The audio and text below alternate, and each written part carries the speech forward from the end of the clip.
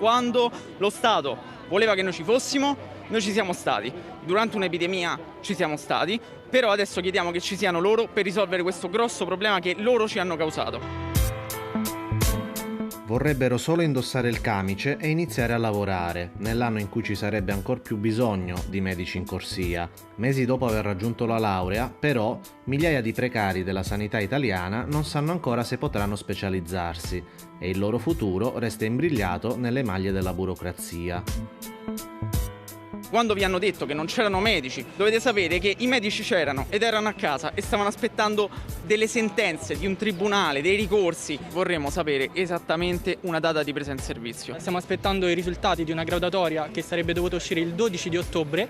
Siamo al 6 di dicembre, al 7 di dicembre e dovremmo aspettare ancora altri 10 giorni per vedere i risultati di questa graduatoria. In un momento di crisi sanitaria globale e in particolar modo italiana, sembra assurdo che appunto 14.000 di noi stiano ancora aspettando di sapere in quale ospedale, in quale sede andare. Noi siamo pronti, ma se nessuno ci chiama, qua in piazza rimaniamo. I camici grigi sono laureati a tutti gli effetti, abilitati, che in questo momento stanno dando il loro contributo a quelli che sono i servizi erogati da enti privati. La situazione italiana è un unicum a livello europeo, ossia per ogni studente di medicina che si laurea e si abilita non corrisponde poi una borsa di specializzazione che permette appunto di completare il nostro ciclo formativo. I reparti risultano essere sprovvisti di personalità per le terapie intensive, ad esempio.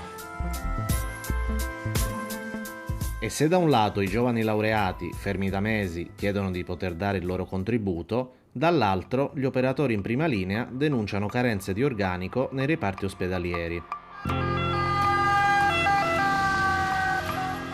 I medici italiani sono i più vecchi d'Europa perché c'è un'età media di 55 anni, quindi oltre all'anzianità c'è anche il fatto che siamo pochi, siamo sottoposti, soprattutto in questo periodo di pandemia, a turni molto faticosi, turni estenuanti, a volte anche in deroga a quello che è la direttiva europea sull'orario di lavoro. Almeno nel mio caso, io sono un'anestesista rianimatrice, l'ingresso di nuovi specialisti non potrebbe che giovare.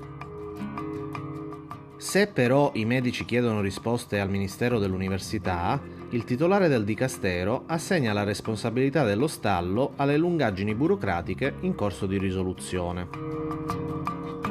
La situazione è chiara, c'è questo contenzioso tra due gruppi di specializzanti sull'efficacia o meno di una delle 100 domande che è contestata e questo è il motivo per cui c'è questo ritardo nella assegnazione definitiva delle sedi. Il Consiglio di Stato ci ha comunicato che il 15 di dicembre in seduta collegiale darà la risposta definitiva. Nel giro di un giorno noi potremo fare l'assegnazione definitiva delle sedi che sono state già scelte dai candidati. 10.000 resteranno fuori e non ci farebbero comodo 10.000 medici in più. Ci sono 15.000 posti, che è il massimo che oggi può garantire la capacità formativa delle reti ospedaliere.